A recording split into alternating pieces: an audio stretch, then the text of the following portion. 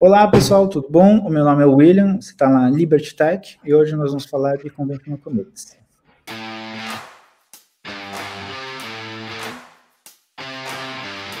Então, boa tarde pessoal, hoje aqui a gente vai falar de Conventional Commits, principalmente aqui no escopo do Brasil Paralelo. Alguns dos nossos projetos adotaram essa convenção de como commitar o código. Mas antes de mais nada, deixa eu tentar talvez explicar um pouco o que seria a Conventional Commits. Conventional Commits é um padrão, uma convenção, no caso, para commitar o código.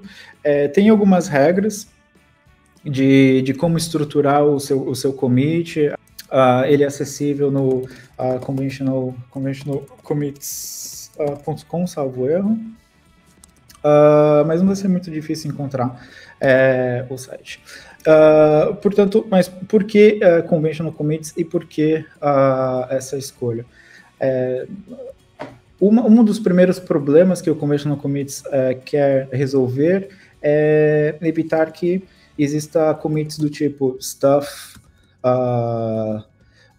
did fix, this, ou seja, commits que não são muito representativos daquilo que a alteração, no caso um repositório, vem a fazer. Então tem, vamos dizer, vários escopos de commits diferentes. Alguns exemplos, temos o feat, que seria uma feature, ou seja, um commit que vai adicionar uma feature. Temos o commit do tipo, temos diversos tipos, o tipo fix, que seria um commit que seria para corrigir um erro, um commit do tipo teste, vou adicionar um teste, e assim por em diante. Portanto, tem vários tipos diferentes, de como você commita, e só relembrando que é só o standard para o texto que vai ser commitado. Portanto, não tem, não é uma arquitetura, não é um padrão de desenho, é apenas, vamos dizer, estético, mas tem os seus benefícios. Um dos benefícios claros para o uso desse standard ou dessa convenção é principalmente a geração de commits que são semânticos, portanto, que correspondem àquela alteração.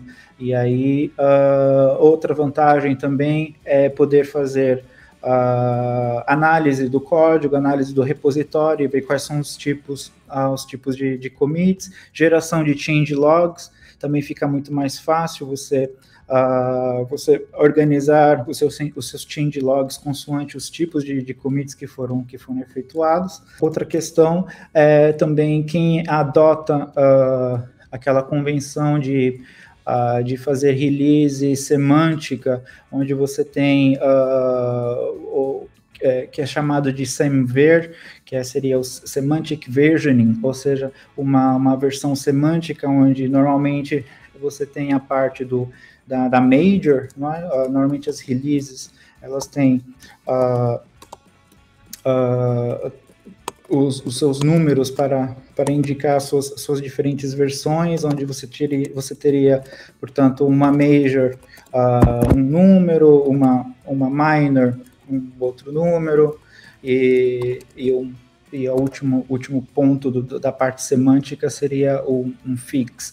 Portanto, quem adota esse tipo de release ou de padrão de versionamento, semântico, se beneficia muito do Conventional Commits, porque fazendo uma pequena análise dos commits que foram feitos no repositório, você consegue fazer um bump, ou seja, alterar a versão da sua aplicação, ou do que seja que vai em produção, de maneira automática, sem precisar de input manual, ou seja, num CI ou num CD qualquer.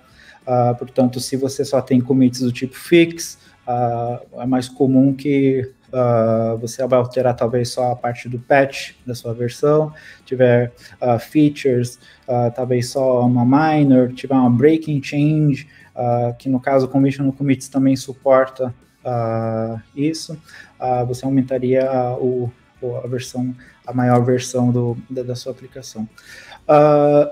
Então, no Conventional Commits, por ser essa convenção, existem várias ferramentas que ajudam a adotar esse padrão. Uma maneira muito simples de introduzir num time, ou que seja talvez numa equipe ou na empresa, há várias maneiras de fazer que os desenvolvedores adotem essa convenção, que seja por ferramentas, como, por exemplo, adicionar Git hooks, que forçam que você escreva o commit daquela forma, verificando o commit, usando templates do Git também é possível, e cada ambiente de desenvolvimento também tem, vamos dizer, as suas próprias ferramentas. Aqui eu tenho um exemplo de uma ferramenta chamada, eu estou no ambiente Node, é um projetinho muito simples, só tenho aqui alguns arquivos, um package.json, um package.lock.json, mas não é um repositório no master aqui, mas é apenas de citar como exemplo. Mas aqui nesse projeto eu tenho aqui uma ferramenta chamada Commit Citizen, que é esse daqui. Esse Commit Citizen basicamente é uma ferramenta no ambiente de desenvolvimento Node, e que ele ajuda você de forma iterativa a validar o seu commit, apresentando vários tipos. Já vou mostrar já também. E aqui eu tenho um script muito simples que apenas invoca esse commit citizen, que seria o CZ, o seu binário. Portanto, para executar, eu tenho aqui umas changes, é indiferente o que eu estou fazendo, a ideia aqui é só mesmo analisar a mensagem do commit, né?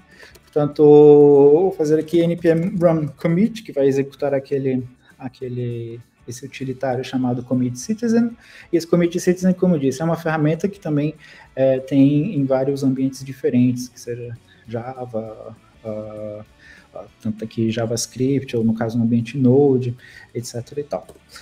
Assim que é executado essa ferramenta, ele propõe aqui todos os tipos de commits que é possível. Então, como citei anteriormente, nós temos alguns tipos que estão aqui na parte esquerda, antes dos 2 pontos, que vai ser o tipo do commit. Então, o tipo mais básico seria o fit, que é uma nova feature. O muito legal dessa ferramenta chamada Commit Citizen, mais uma vez, é que ele dá uma descrição do que aquele tipo deveria, ou qual que seria a natureza daquela mudança para usar aquele tipo. No caso, fit seria uma nova feature, né, uma nova funcionalidade. Fix, vou corrigir um bug. Documentação, apenas mudanças em relação à documentação. Style, ou seja, mudanças do código em que só aplica a formatação, remoção de white space, ou seja, espaço em branco, ou seja, não altera a lógica do código, mas apenas mudanças de natureza, de estilos, né, por assim dizer. Refatoração, que não adiciona, portanto, aqui eu estou lendo aqui a descrição, né, código que não corrige e também não adiciona nenhuma funcionalidade de performance, test, build, CI, etc, etc. Então aqui vamos supor aqui que eu acabei de introduzir uma nova feature, e aqui vou usar o fit. Bom, seleciono o fit. Essa ferramenta é muito legal porque ela é interativa, né? E quando estamos falando de conventional commits, há algo também chamado de escopo da mudança, que não é algo obrigatório. Para já, não vamos adicionar nenhum escopo, eu só vou dar Enter aqui para fazer skip. A primeira regra do conventional commits é que o tamanho máximo da descrição do commit não pode ser muito, ou seja, tem um tamanho máximo, né, não seria uma linha sem fim. E já vamos ver depois como é que adicionamos mais informações. Mas vamos dizer aqui que adding new feature does some stuff. Ok? Vamos supor aqui que eu estou descrevendo aqui muito bem a minha nova feature. E aqui eu posso dar uma descrição também para para esse commit. Portanto, podemos dizer aqui, this feature requires, por exemplo, a feature flag. Qualquer coisa, né? Só para realmente aparecer. Então, no Conventional Commits nós temos também o conceito de Breaking Change. Mas aqui não vamos adicionar nenhum, já vamos falar a seguir sobre isso, então vou dizer que não contém essa mudança que estou fazendo dessa feature, não contém nenhuma Breaking Change. Quando estamos fazendo commit, também temos integrações com GitHub, com GitLab, ou dependendo onde está o seu repositório, às vezes conseguimos também referenciar a issue, não é? Pela qual nós estamos criando o código. Então, aqui, nessa ferramenta interativa aqui, ele também dá a opção de você fazer esse referenciamento. Então, aqui a pergunta é, essa mudança afeta alguma open issue? Eu vou dizer que sim. E aqui eu vou dizer, por exemplo, feature 123, número 123. E aqui, a ferramenta dá exemplos, né? Seria corrigindo, fix, 123, ou esse commit é relativo a issue 123, qualquer coisa. Não é? E aqui o meu commit foi criado. Se eu olhar aqui os meus commits, eu vejo aqui que o meu commit foi feito, a mensagem aqui está, portanto, do tipo fit, adicionando uma nova feature, né? E vemos só a parte do que o commit faz, e não a sua descrição. Mas se eu for ver o commit por inteiro, que seria aqui, eu vejo que o commit é esse, e essa seria aquela parte da descrição, né, que adicionei, ou seja, se eu for olhar o commit, eu posso entender mais o que aquela mudança estava querendo fazer, e qual era o ticket, ou qual era a issue que era referente a essa mudança. Outra coisa, vamos aqui fazer uma outra pequena alteração aqui, vamos dizer aqui, apagar esse espaço, e adicionar essa pequena mudança, fazer skip disso e só adicionar esse espaço. Portanto, eu tenho uma pequena alteração staged e vou executar de novo o meu scriptzinho. E agora vamos dizer que é uma refatoração, que seja. E agora, nos conventional commits, nós temos algo chamado de escopo, ou seja, é algo que é opcional, não é obrigatório na mensagem, e o escopo é uma coisa um pouco livre, é dado liberdade para quem está adotando vamos dizer, essa convenção, para poder usar de forma arbitrária. Né? Em relação aqui na Brasil Paralelo, por exemplo, nós usamos o escopo para definir qual é o projeto, que é utilizado. Aqui vou dizer, por exemplo, que é Project One, que seja. E já vamos ver em onde que esse Project One vai aparecer na mensagem. Mais uma descrição, portanto, vamos lembrar que aqui é um refactor, né, do tipo refactor. Então, this redoes, sei lá, redoes some stuff we did previously. Ok, uma descrição maior, nesse caso eu não vou adicionar, como eu disse, não é obrigatório, porém é sempre recomendado dar uma descrição do commit e da natureza, e talvez informar um pouco para quem estiver lendo depois. Dessa vez eu vou dizer que tem uma breaking change, e assim vamos ver também duas coisas novas, que seria a parte do escopo e da breaking change. Vou dizer que sim, contém uma breaking change, e na breaking change, aí vem o requerimento, que toda vez que eu tenho uma breaking change, eu preciso dar um body, ou seja, uma descrição para o meu commit. E como anteriormente eu não tinha dado, agora eu sou obrigado a dar. Então, this will require version new major release. Okay. Component A has been rewritten. Ok? Uma descrição qualquer, o componente A foi reescrito. Open issue, vamos dizer que sim, vamos dizer que é referente ao ticket 999. Ok? Nosso commit foi criado. E aqui vamos ver que o commit aqui está na head, na master. O meu tipo, refactor, entre parênteses, em relação aqui ao commit anterior, que era só o tipo, 2 pontos, nós temos também aqui o parênteses, que não é obrigatório, mas caso você usar, seria dar o escopo, né? Nesse caso, diz que era projeto 1, mas poderia ser um arquivo, uma subpasta. Deixa eu mostrar aqui, portanto, como é que fica o commit em si.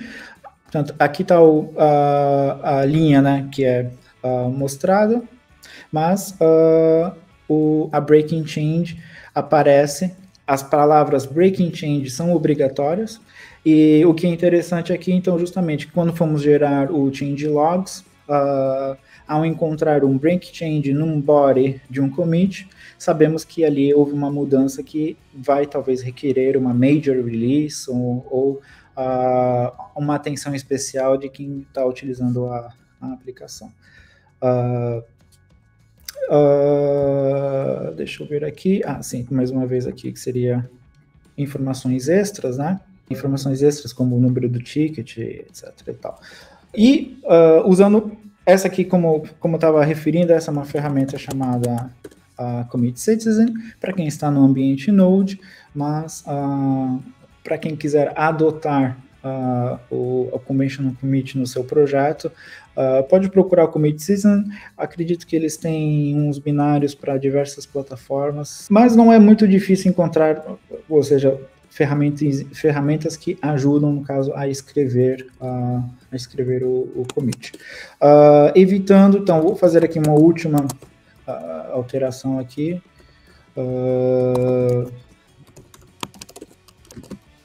Uma última alteração. Deixa eu dizer aqui, isso não quero.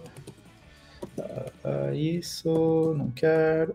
Vou fazer só essa pequena alteração. E se eu for escrever o meu commit, então, changed stuff, evitando assim git commits changed stuff, evitando que tenhamos commits desse tipo no nosso repositório, né? Changed stuff, ou seja, commits que não dizem qual é a sua razão de ser, os arquivos mudados.